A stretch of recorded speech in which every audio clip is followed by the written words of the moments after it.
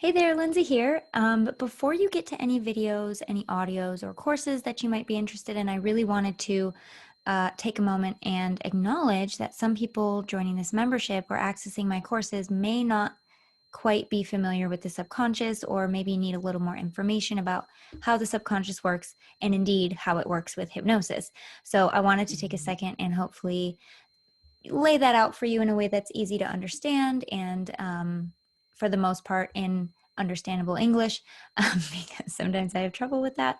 But so I wanted to first tell you what the subconscious is. So the subconscious really is the bulk of your mind. It's about 88 to 90% of your mind. So I'll get to kind of the specifics in a moment, but really its essential job is to use your experiences from your life and use what you've been through and the influences you've had and things you were told in order to get you through alive. When we're, trying to set an intention or really get to the next level of our lives, it can feel almost impossible, like that feeling that there's something in your mind that's holding you back, and there essentially is.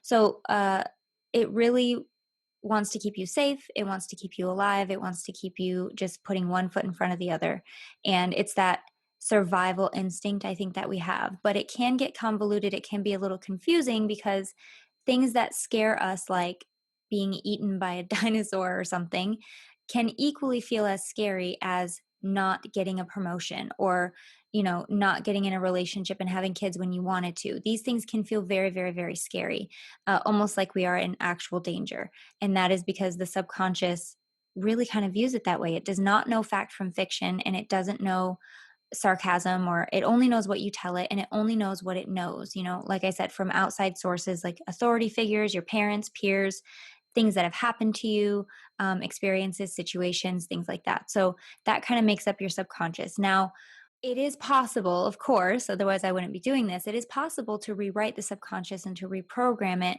to reflect where you're going and where you actually want to be in your life. Now, that is where mindset work comes in. That's where these audios come in really handy, because hypnosis and hypnotherapy is one of the best ways, the quickest ways, and the most relaxing, I guess, ways that I have found to really get to the next level of your success. So let's get into kind of how the mind works in general, and then we'll get more specific into the hypnosis piece. And then at the end, I'll share how often you should be doing the audios, the kind of schedule you should keep to if you're wanting to reprogram your mind through these audios.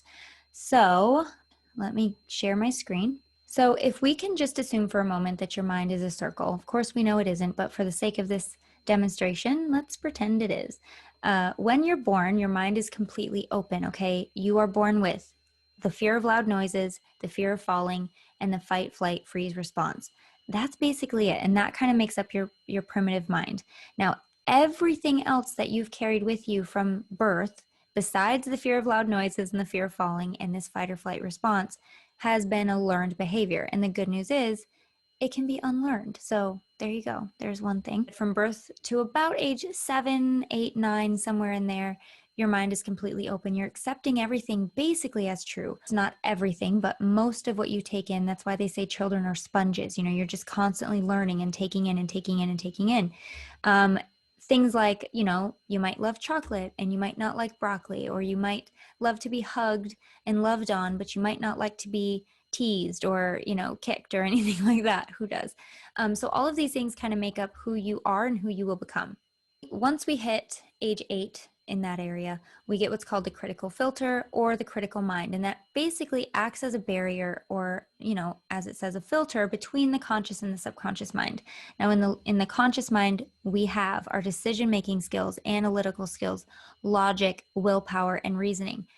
And that is all about 10 to 12% of your mind power. That is not a lot when you think about how much we use the conscious mind. Most of our waking hours is using the conscious mind.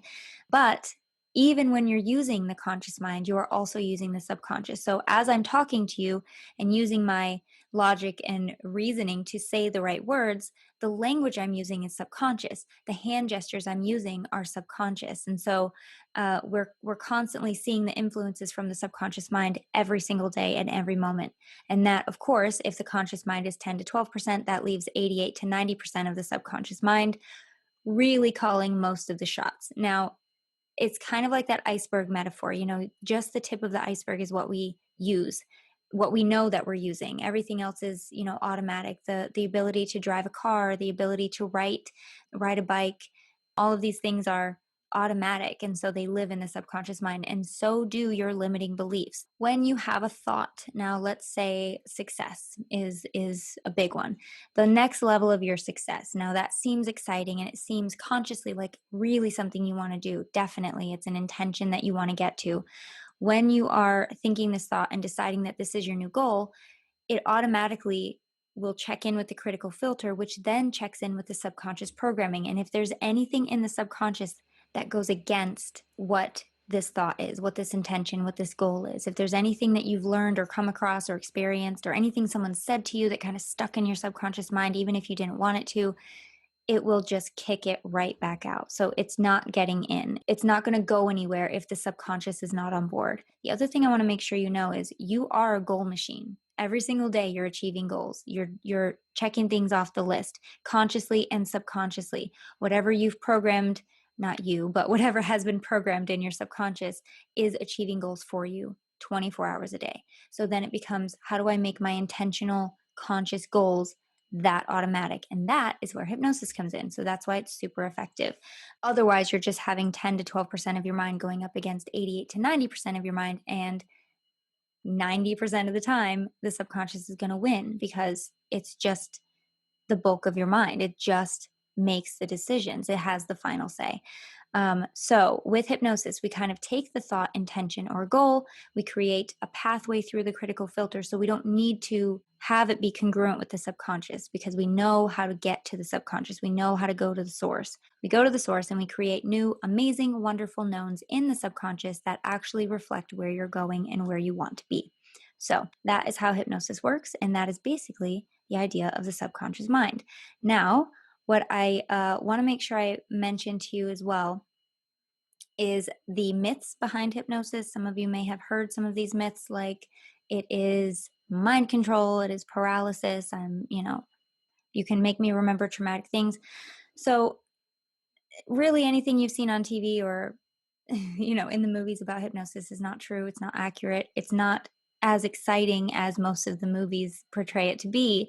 It really is just a state of laser focus intention to find where these blockages are in your subconscious mind and clear them, release them with love, release them with, kindness.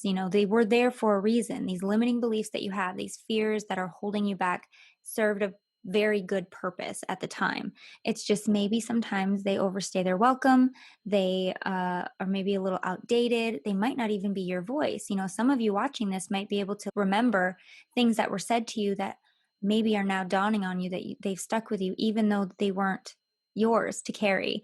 And I always say, like, you can't necessarily hold yourself responsible for what is in your subconscious to this point, to this moment.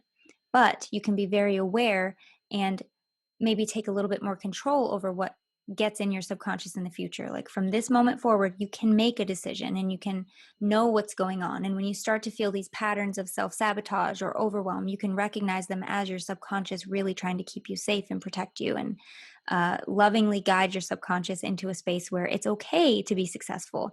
It is okay. It is safe to be loved. It is safe to be successful and, be able to take care of my family or whatever that is for you. It is safe to have your goals. And that's it. So if you can get, with the help of these audios, you can get your subconscious mind kind of feeling that safety and that comfort to allow you to get your goals and to allow you to achieve the next level of success. Each and every person goes into hypnosis multiple times a day.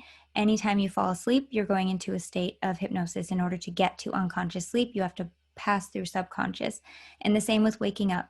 When you wake up, you are passing through subconscious to get to conscious. So you're doing it already. So you might as well use the power you already have to alter your state and start creating change and start creating positive shifts in your life that will be long lasting and very, very fruitful. What else do I want to say? Throughout hypnosis and throughout these audios, you could possibly start to notice your mind wandering. You know, you're going to probably wonder, am I doing this right? Is this even working? What am I going to have for dinner tonight? You know, things like that. Those are totally normal. It is normal for your mind to stay active because we're not shutting anything off. We're just making the subconscious rise up to the same level as the conscious. So instead of turning the subconscious or the conscious mind off, we're just creating a space where they can both be active. You have your whole mind participating.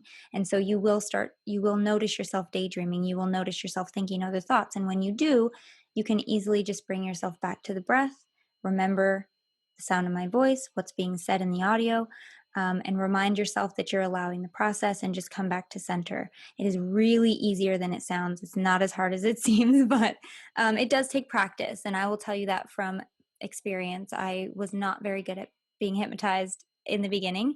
And so when I tell you that it does take practice and that you can be very, very good at it, I am speaking true words. So please know there's no way to get it wrong, really. When you're listening to the audios, you may want to pick one that you want to focus on and then spend about a week listening to that one. You can listen once a day. You can listen up to, if you want to listen twice a week, that's fine. I really wouldn't listen to one and then move on. Do it one time and then move on. I would spend a little bit of time because we are rewriting years, months of programming. So you're going to want to spend at least a few times reinforcing these audios. But look for more to show up every month. And hopefully this answers some questions. If you have any other questions or concerns, or if there's anything I didn't touch on, please leave a comment and let me know. And I'm happy to address those. But yeah, enjoy the audios. I hope this has been helpful, and I will see you around.